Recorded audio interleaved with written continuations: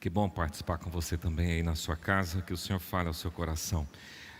A gente confessa que estamos vivendo um pouco de tempestade, um pouco de deserto, e que 2 semanas complicadas, né? Quando a gente vê a cidade deserta, tudo fechado, e para ajudar o clima bem chuvoso, nublado e frio, e a gente acompanhando diariamente pessoas hospitalizadas, acompanhando famílias enlutadas, um pouco de deserto. E nada melhor do que a gente se debruçar sobre a palavra e nesse momento ser alimentado, ser nutrido por ela. É o que nós vamos fazer neste momento. Quero convidar você a abrir a sua Bíblia em Efésios 2, 11 a 22.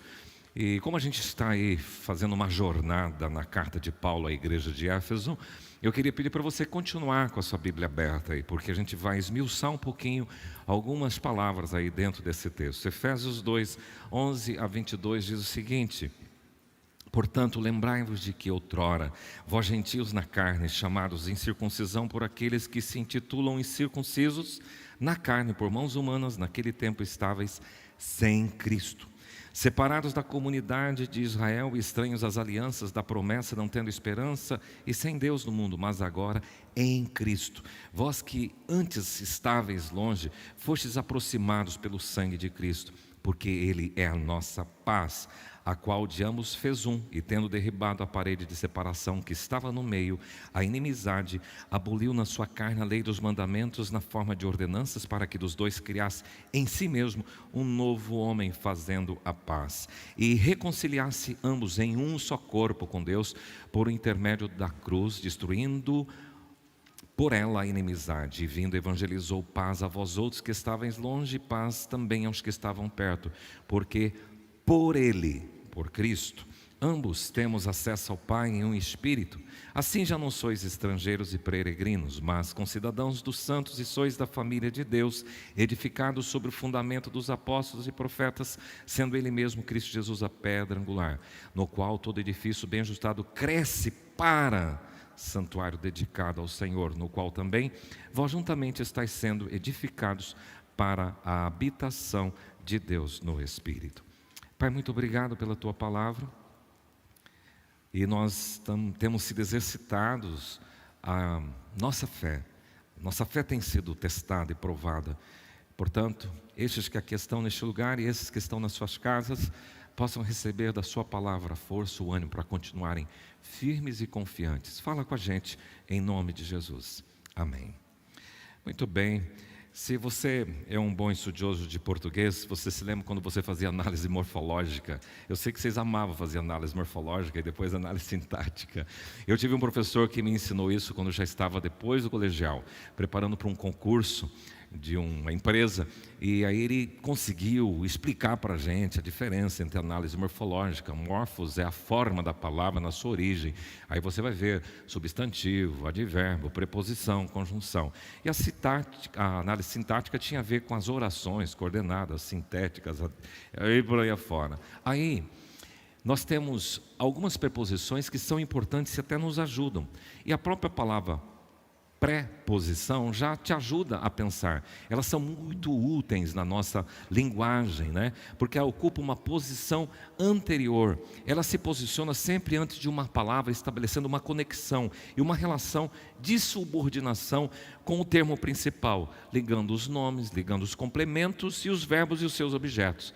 A preposição ela é invariável, ela não varia. Preposições essenciais que a gente utiliza muito, quais são? Vamos lembrar aqui: ante, após, pós, até, com, contra, de, desde, perante, entre, sobre, sob, trás. E tem 4 que eu queria destacar, e eu queria que você repetisse essas 4, porque essas 4 que serão a temática da nossa mensagem: sem, em, por e para. Então essas 4 preposições nós trataremos nesta ideia: sem Cristo, em Cristo, por Cristo, para Cristo. Porque essas 4 preposições, vocês passaram por elas nesse texto, e nós vamos destacar uma a uma.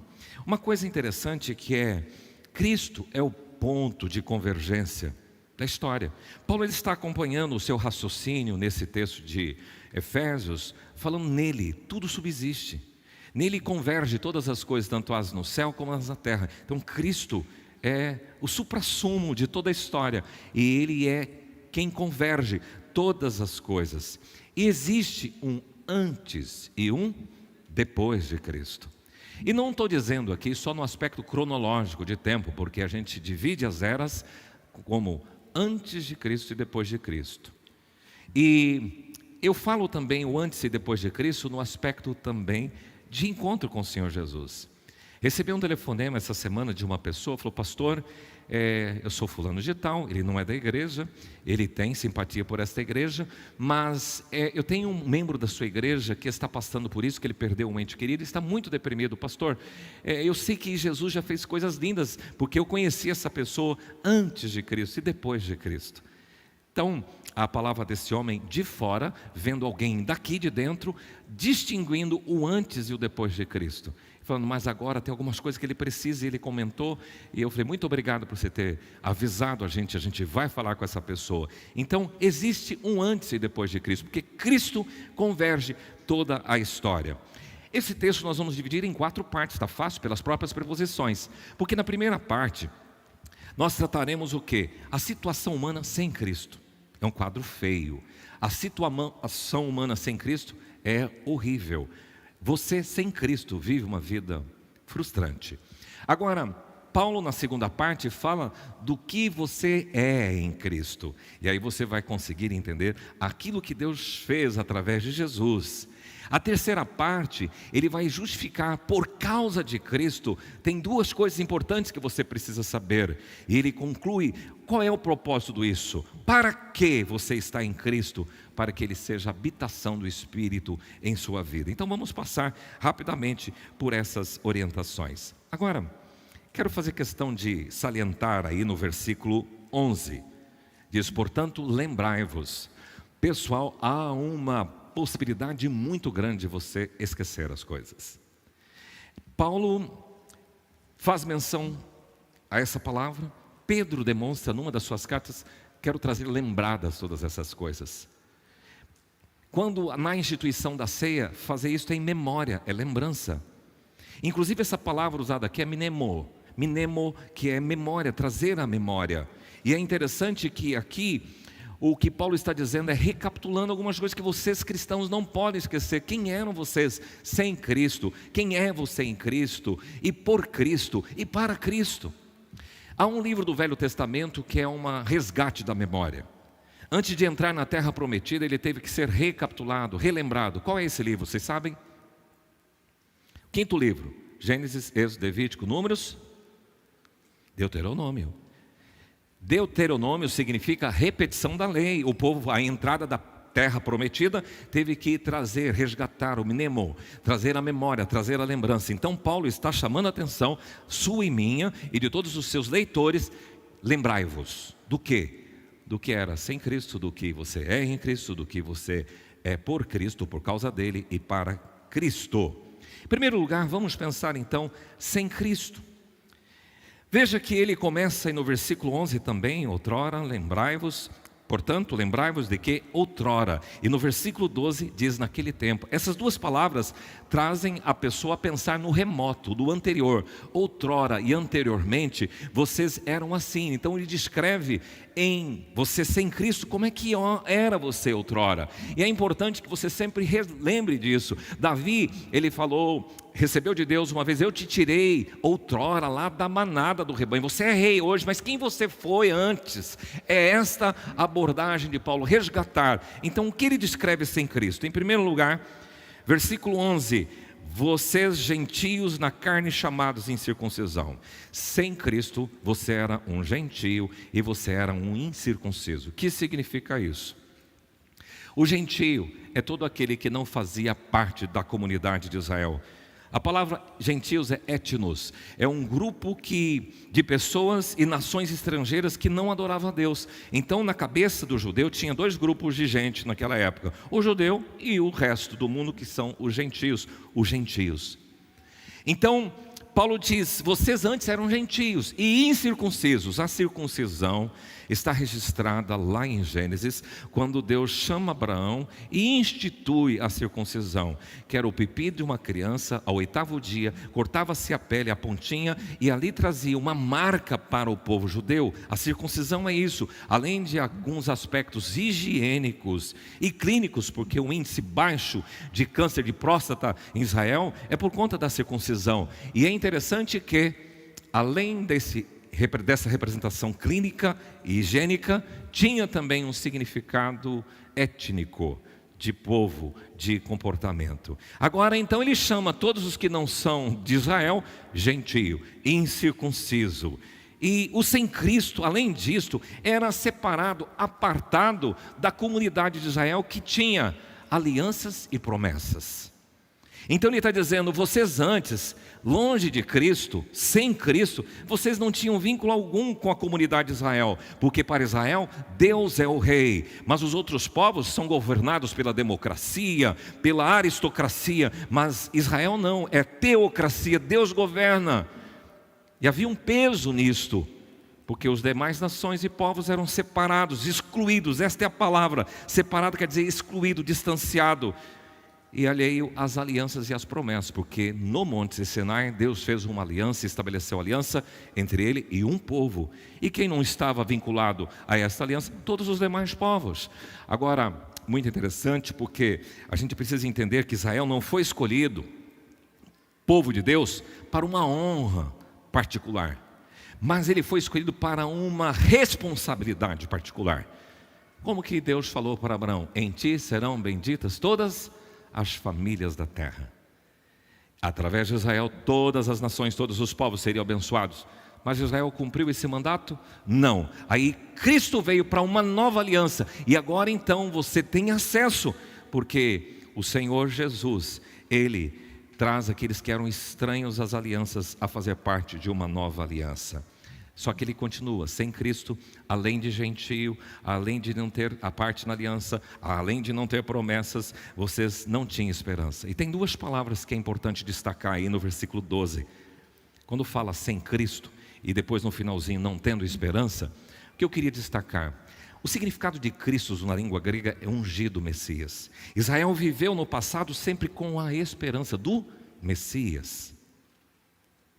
Todos os demais povos não tinham esta esperança do Messias. E além disso, eles estavam sem esperança, porque a pessoa sem Cristo, ela não tem uma expectativa boa do Messias. Vocês que estão em Cristo sabem que Cristo vai voltar e há uma esperança desse retorno.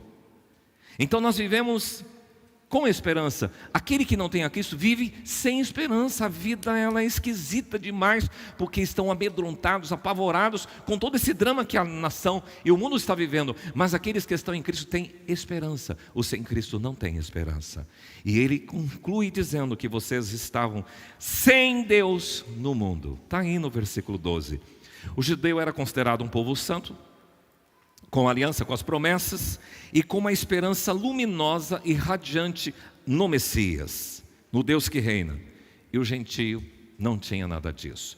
E era tão percebido isso pelos próprios gregos, porque os gregos, que eram considerados uma nação e um povo esplendoroso na terra, e foi dentro da cultura grega e contribuiu muito para a história, porque quando fala do helenismo, e Cristo veio depois do Império Grego, e o Império Grego trouxe uma facilidade de comunicação, porque a língua grega se tornou quase que universal, como o inglês é hoje, o espanhol, e então isso ajudou. Era um grupo esplendoroso, mas na filosofia grega você vai encontrar algumas informações que mostram uma certa melancolia, uma certa decepção, porque não tem esperança. Por exemplo, dentro da filosofia grega disse o seguinte: brotamos e crescemos como as folhas da árvore, murchamo-nos e perecemos. A vida ela é sem sentido. Agora, sem Cristo, gentio, incircunciso, sem aliança, sem promessas, sem esperança e sem Deus no mundo. Agora, como aconteceu no capítulo 2, versículo 4 de Efésios, novamente se repete no versículo 13. Qual é a primeira palavra que está aí no versículo 13? E qual é a primeira palavra que está lá no versículo 4 desse texto? Qual é a primeira palavra que está aí? Mas Mas, na análise morfológica, é uma conjunção adversativa. Então, no texto de Efésios 2, 1 a 3, ele está dizendo: vós estáveis mortos em vossos delitos e pecados, nos quais andastes outrora, segundo o curso deste mundo, inclinações da carne, fazendo a vontade da carne e dos pensamentos, e éramos por natureza filhos da ira, como também os demais. Mas Deus, sendo rico em misericórdia por causa do grande amor que amou, nos deu vida. Percebe que há uma descrição feia e depois o mas passa a descrever um outro cenário, a mesma coisa aqui. Sem Cristo era assim, assim, assim, assim. Mas agora, em Cristo Jesus, a coisa é diferente. E o que é que ele diz então? Primeiro, em Cristo, quem você é ou passou a ser por meio de Jesus Cristo? Em primeiro lugar, em Cristo você foi aproximado pelo seu sangue. A palavra que quer dizer que você estava longe, versículo 13, vocês que estavam longe, quer dizer macrã, uma ideia de grande distância. A partir da desobediência do primeiro casal, a ordem de Deus, quando eles desobedeceram, criou-se uma distância enorme. E aí então, essa é a situação de todos os descendentes de Adão e Eva, distantes, estavam longe. Mas agora em Cristo fostes aproximados. Sabe que no templo haviam diversos átrios, diversas salas para chegar até o lugar santo. Vamos pensar que aqui é o santíssimo lugar. Lá fora era o átrio dos gentios, fora. Depois o átrio das mulheres. Depois o átrio dos judeus. Depois o átrio dos sacerdotes. E depois o santíssimo lugar era o átrio do sumo sacerdote. E agora Paulo está dizendo que em Cristo a parede de separação foi derrubada. Então não existe mais essa separação e essa segmentação. O mundo tem muita gente criando barreiras, e principalmente nas relações étnicas.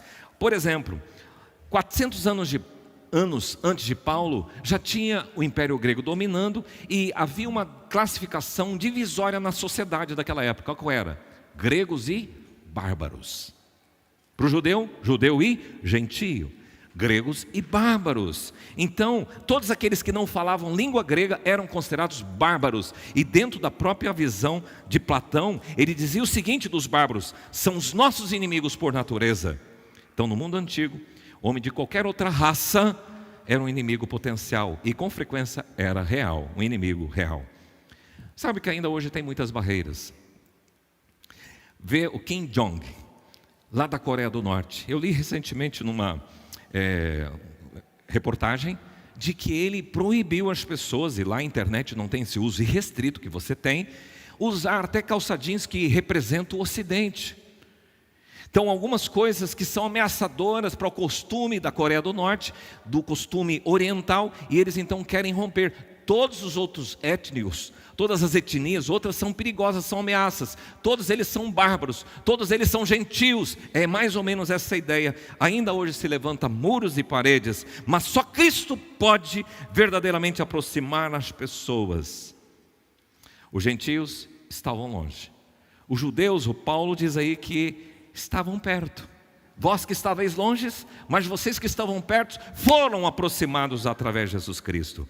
Segundo lugar, em Cristo, além de ter sido aproximado, você foi alcançado pela paz. Versículo 14 diz: porque Ele é a nossa paz. E aqui é interessante porque no qual de ambos fez um. Além de derrubar essa parede de inimizade, Ele aboliu a lei que fez um novo homem. A paz se alcançou por Cristo, pois Ele derrubou a parede de inimizade. A palavra derribar é derrubar, é livrar dos laços, é desamarrar, é dissolver, demolir a inimizade, não só entre Deus e os homens, ou os homens e Deus, mas entre homens e homens. O Senhor Jesus, Ele veio a paz, inclusive o Evangelho da paz. Você se recorda quando os anjos apareceram aos pastores lá em Belém, o que eles disseram? Fala que o príncipe da paz viria. Glória a Deus nas maiores alturas e paz na terra aos homens aquele que vem. Isaías chama-o de príncipe da paz. Há muitos anos atrás, eu acho que uns 35 anos basicamente, eu li o livro Totem da Paz. É um livro que eu recomendo você ler, emocionante, de Don Richardson. Em 1960, 1962, ele foi para Nova Guiné como missionário. E entre a tribo Salvis, entre os Salvis, existiam vários... É um povo, existiam várias tribos, e eles eram rivais, e eles eram canibais inclusive. E um ponto forte das tribos era a traição. Agora, para fazer a restauração de uma amizade entre as tribos, tinha um princípio que eles aplicavam. O chefe de uma tribo tinha que dar o seu filho para a outra tribo. Dom Richardson captou essa ideia e disse assim: é isto. Havia uma inimizade entre duas tribos, entre Deus e os homens, e ele manda o totem da paz, porque essa criança que era dada era chamada de totem da paz.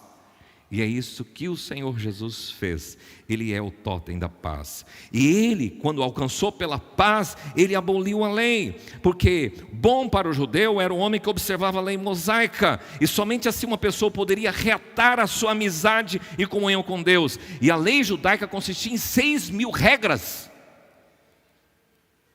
Pensando no sentido higiênico, cerimonial, social, tudo tinha dentro das leis. E o Paulo agora diz assim, que ele aboliu na sua carne a lei dos mandamentos, das ordenanças, e fechou essa situação. Paulo, em outra carta, diz: o fim da lei é Cristo, para a justiça de todo aquele que crê. Jesus é o termo, o limite, o resultado da lei. E Jesus, no lugar da lei, ensinou que o homem deve aceitar o amor, a graça e o perdão. E aqui eu tenho uma história, achei muito interessante, essa história de Rita Snowden. Diz que na época da França em guerra, diz que um sargento com seus soldados estava levando um homem do grupo para ser sepultado. E eles chegaram num cemitério com esse soldado morto que ia ser sepultado. E o sacerdote apareceu para eles e disse assim: esse moço, ele foi batizado na igreja católica? Falou: não sabemos. Então, se não sabe, o que vocês vão ter que fazer? Eu não posso sepultá-lo aqui. Então vamos pensar que o muro do cemitério era aqui, e aqui eram as pessoas sepultadas. O que eles fizeram? Sepultou esse moço para o outro lado, 2 metros para frente do muro do cemitério. No dia seguinte, esses homens vieram ver como é que estava a cova, o que eles tinham, como é que tinha ficado lá. Chegaram lá, não viram nada. Falou: mas sumiu, não tinha vestígio de terra, de remexida. Aí, nisso aparece o sacerdote. Falou: olha, nesta noite eu fui muito incomodado com essa situação. E eu vim mais cedo de vocês, e eu peguei e mudei a cerca do cemitério. Isso é graça. Isso é amor. O sacerdote abriu mão das regras e das leis, da religiosidade, para demonstrar graça e amor. É isto que Jesus faz. Ele é o príncipe da paz. E ele diz aqui, Paulo, através dele você foi reconciliado pela cruz. Porque se a inimizade trouxe a separação, o distanciamento, a cruz promoveu o encontro, a cruz promoveu a reconciliação. E a cruz, não tem dúvida, é o símbolo mais cruel, é o símbolo mais insultuoso, desrespeitoso para uma punição que uma pessoa pode receber. Mas a cruz é o símbolo da reconciliação. Por isso que cantamos no início aí: reconciliai-vos, façam as pazes já com Deus. Jesus veio para promover a restauração, e da mesma forma que a paz, a reconciliação entre homens e entre Deus e os homens. Em Cristo, continua o texto, versículo 17, vindo evangelizou paz a vós outros. Evangelho é boa notícia.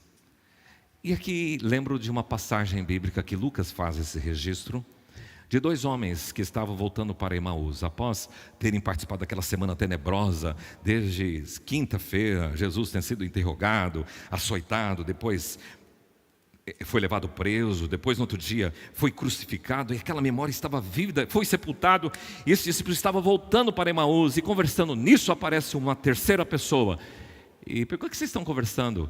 Você não sabe das últimas notícias? Do que aconteceu? O Filho de Deus que veio, tal. Quais são as últimas notícias? Para aqueles 2 homens, qual era a última notícia? Jesus tinha sido morto, crucificado e sepultado. Mas qual era a última notícia? Jesus estava do lado deles, essa terceira pessoa, Jesus.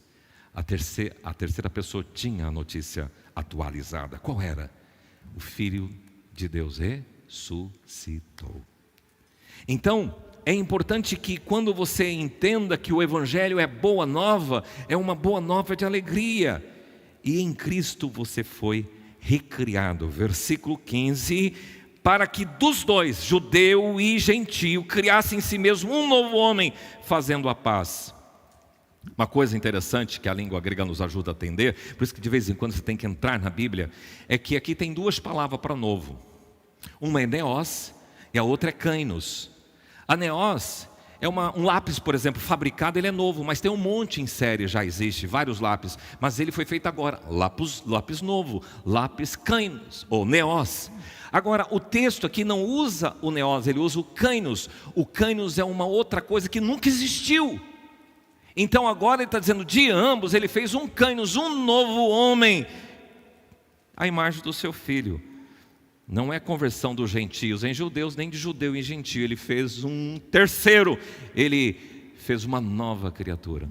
Paulo escreve 2 Coríntios 5,17, repita comigo. E assim, se alguém está em Cristo, é nova criatura. Kainos é uma nova criatura. Nós somos recriados em Cristo Jesus. Então vamos lá. Sem Cristo, descrição horrível. Gentio, incircunciso, sem promessa, sem esperança, sem Deus. Em Cristo, fomos aproximados. Ele aboliu todos os átrios que separavam a parede de separação. Ele nos reconciliou. Ele nos alcançou com a paz. Agora o texto continua. Por Cristo, versículo 18, está aí. Porque por Ele, ambos temos acesso ao Pai em um Espírito. A palavra por tem a ver com causa, com razão. Por causa de Cristo, o que aconteceu? Duas coisas. Primeiro, você tem acesso ao Pai. Segundo, você passa a pertencer à família de Deus. Veja aí, versículo 18. Ambos temos acesso ao Pai em um Espírito. Achei interessante que uma pessoa, para usar essa palavra acesso, para elucidar melhor a palavra acesso, é o seguinte: no costume monárquico, no império, na realeza, por exemplo, a Pérsia fazia isso. O prosagogue. Prosagogue é o ato, é acessar, é a palavra acesso, é prosagogue. Então é permitir o acesso. E nos impérios persa, por exemplo, tinha o prosagogeu, ou prosagogeu. O que ele fazia? Era aquele indivíduo que ficava perto do rei e ele dizia: fulano de tal está vindo lá do reino tal para ver o rei. E ele tinha permissão. Esse prosagogeu era exatamente essa pessoa que dava acesso ao rei. E ele está dizendo que Jesus é o seu prosagogeu, porque agora ele te anuncia diante do Pai. E quando ele fala, você tem acesso irrestrito ao Pai, por causa do prosagogeu Jesus. É isso que ele está dizendo. Então, por Cristo você tem acesso agora ao Pai. Lá você pode chorar as suas mágoas, as suas dificuldades, os seus dramas, as suas lutas e apresentar irrestritamente a hora que você quiser. Você tem acesso ao Pai. Mas ele diz que em um Espírito, porque aí entra a ação do Espírito que te converge, que te convence da justiça, do pecado, do juízo, que te consola. Temos acesso ao Pai em um Espírito, e o Espírito Santo que consola e capacita. Mas a segunda coisa, por causa de Cristo, além de ter acesso, você passa a pertencer à família. Olha aí o versículo 19. Assim você não é mais estrangeiro e peregrino, mas você é concidadão dos santos, sois da família de Deus. Pedro usa uma outra expressão, ele diz: vocês são casa espiritual, vocês são sacerdócio real, vocês são nação santa, povo de propriedade exclusiva de Deus. E Paulo está dizendo aqui: vocês são família de Deus. Então você não é mais estrangeiro e peregrino, você é família de Deus. Qual é a diferença entre estrangeiro e peregrino? Vocês já ouviram falar em xenofobia? O que é xenofobia? É uma aversão, medo e uma rejeição a todas as pessoas que são estrangeiras. A palavra estrangeiro aqui é xenós, por isso que vem xenofobia. Então, ele está dizendo, vocês que eram estrangeiros e separados, e que vocês eram peregrinos, e peregrino já é alguém que reside, não tem a cidadania, mas é regular no lugar. Mas mesmo assim, tanto o estrangeiro como o peregrino, às vezes são mal vistos na comunidade. Eu me recordo que certa vez nós tivemos uma visita de uns americanos aqui, vieram para a Missão Kaiowá fazer um trabalho, reverendo Gordon, na época era vivo, e ele levou esse grupo para Foz do Iguaçu para embarcar para os Estados Unidos e retornar. E nesse caminho para Foz do Iguaçu, nós fomos com algumas pessoas daqui do Brasil acompanhar esse grupo. E foi nessa época que eu conheci o Paul, o Peter, toda a família. E é interessante que no ônibus estávamos nós lá. Eles conversando, tudo em inglês, a gente não entendendo nada, eles rindo à vontade. Que coisa ruim é se sentir um estrangeiro. Estão rindo de mim? Estão rindo para mim? O que eles estão fazendo? Essa é a sensação de um estrangeiro. Agora, Paulo está dizendo, vocês já não são mais peregrinos nem estrangeiros, vocês são família, vocês estão entrosados. Uma coisa curiosa que eu ouvi de um americano, numa visita há algum tempo atrás que fizemos lá, diz o seguinte, nós não somos contrários àqueles que vêm para cá e queiram trabalhar, mas queiram se aculturar. Se os caras vierem para cá para aprender nossa língua, aprender nossa cultura, são bem-vindos. Mas o indivíduo vem para cá e não quer aprender nossa língua, então há uma rejeição. Por quê? Estrangeiro e peregrino, se você não entrar na cultura, se você não passar a fazer parte da família, haverá naturalmente uma rejeição. Quer ver uma coisa boba que acontecia no nosso meio? O pastor Klaus é alemão. E às vezes a dificuldade de conversar com as pessoas. Então, por exemplo, cadeira, como que ele vai falar? Cadeira. E às vezes as pessoas brincavam com ele desse tipo. Ele falou, vocês não sabem o que é passar na pele, o que eu passo. Então ele nunca gostou dessa brincadeira. Porque é essa sensação de estrangeiro, de peregrino. Mas ele está dizendo que em Cristo você não é mais estrangeiro. O seu sotaque foi uniformizado, você passou a fazer parte de uma nova família. E ele conclui com para Cristo.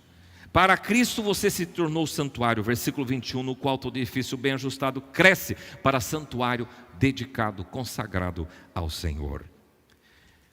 E aqui tem 3 coisas que são importantes falar. Primeiro, a base, processo e propósito.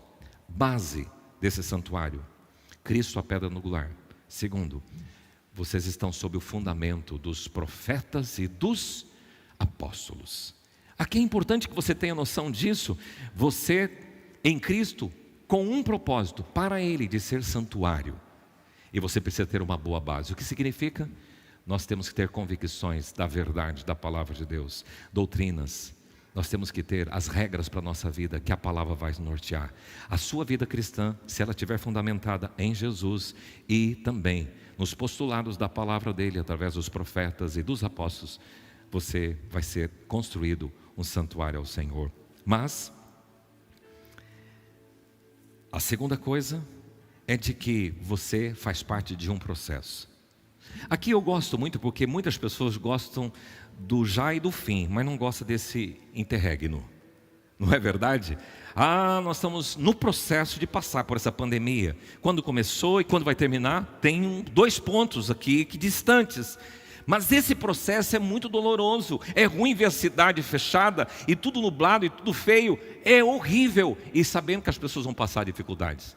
Nós estamos no processo. E aqui tem uma coisa curiosa. Para que você se torne santuário do Senhor, você tem que ser edificado. É como que se na vida da igreja, na sua vida particular, você tivesse uma placa escrita assim: estamos em obra. Estou em obra.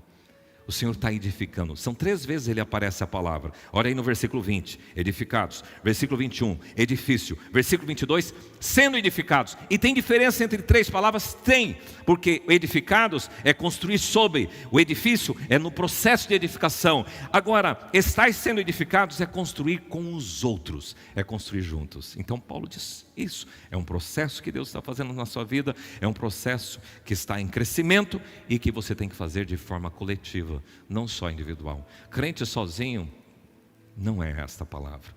Agora, outro destaque aí no processo é que ele diz que cresce. Sois edificados e o edifício cresce. Sabe o que quer dizer isso? E combate essa ideia mesquinha, ignorante, de muitos cristãos. Diz, eu quero ter uma igreja pequena. Meu irmão, eu não quero ter uma igreja pequena. Quero ter uma igreja que cresce. Quero ter igreja pequena dentro da igreja grande. O que é isso? A igreja que se reúne de casa em casa, mas se reúne no templo. Isto é a igreja.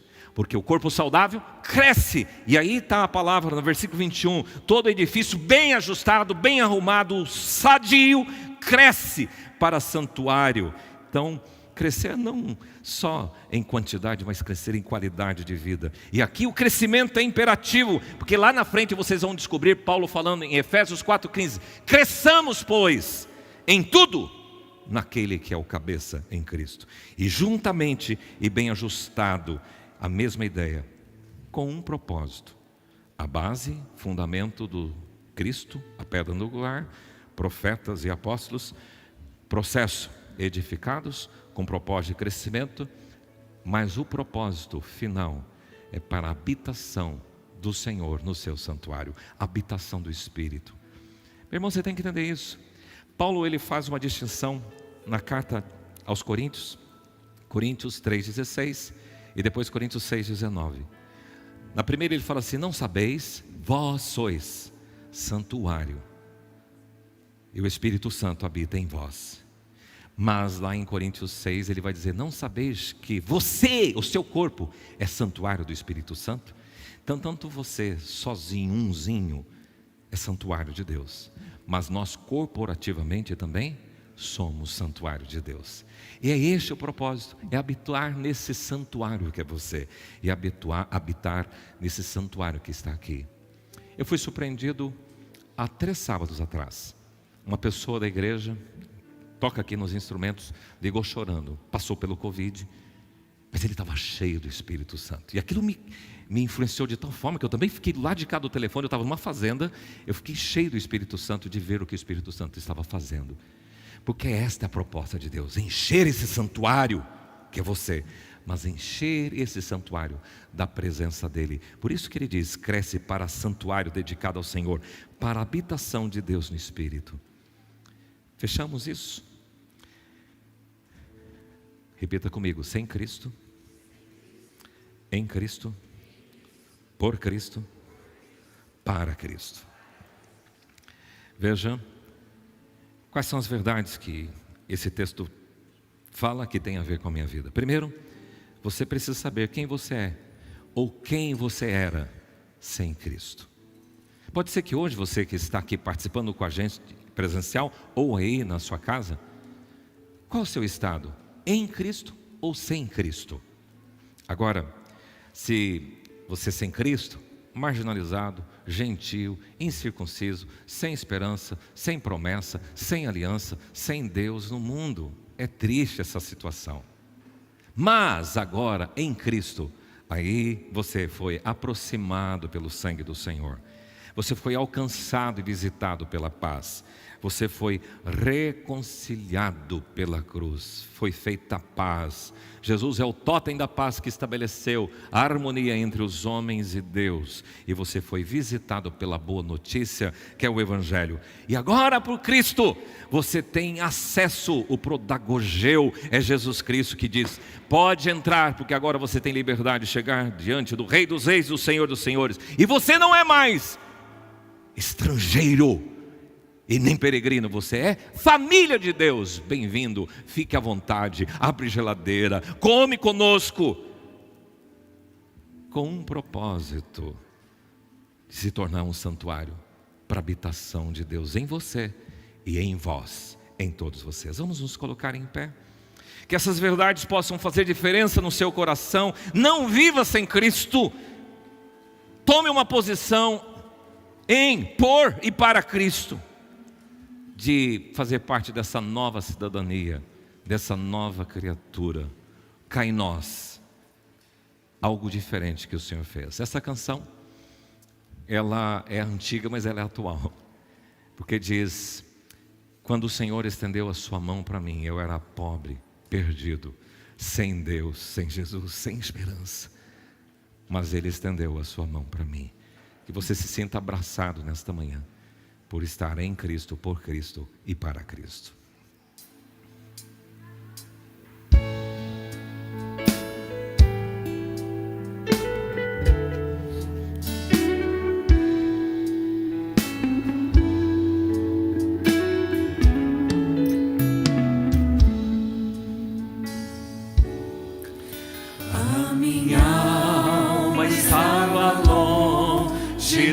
caminho do céu.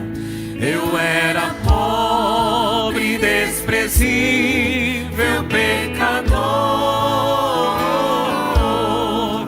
mas Jesus já transformou minhas trevas em luz, quando estendeu a sua mão para mim. Quando Jesus estendeu a sua mão, quando estendeu a sua mão para mim, eu era pobre, perdido, sem Deus, sem Jesus, quando estendeu a sua mão para mim. Agora me regozijo desde que eu aceitei, e na tempestade eu posso sossegar, pois com Ele sou liberto do perigo e do mal, pois estendeu a sua mão para mim. Quando Jesus estendeu a sua mão, quando estendeu a sua mão para mim, eu era pobre, perdido, sem Deus, sem Jesus, quando estendeu a sua mão para mim. Só as vozes quando ele estendeu. Quando Jesus estendeu a sua mão, quando ele estendeu a sua mão para mim,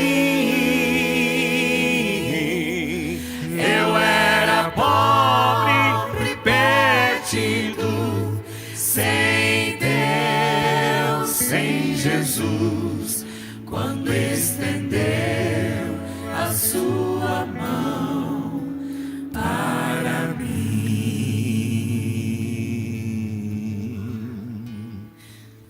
Pai, muito obrigado, porque sem Cristo estávamos alienados, apartados, separados, distantes, excluídos das promessas, da aliança, da família. Mas em Cristo nós somos reconciliados, a paz nos visitou, a boa notícia do Evangelho alcançou. Por isso, se nesta manhã alguém aqui se sente excluído, apartado, que em Cristo Jesus, declarando esta pessoa o Senhor Jesus como seu Salvador e Senhor, possa ser incluído nesta família. E agora, com um propósito, de ter esse acesso ao Senhor de forma irrestrita, e poder apresentar as lutas, as tribulações, os choros, o luto, diante daquele que pode me socorrer, que é o Senhor, Pai, pode nos socorrer. E agora, faça do teu povo, individualmente, santuário, porque é esse o propósito para Cristo, para a habitação do Senhor, na vida deste homem, dessa mulher, na vida desse jovem, dessa criança, e na vida do teu povo, que possamos ser uma igreja cheias do teu Espírito, movidas pelo poder do Senhor. Assim que oramos em nome de Jesus. Amém.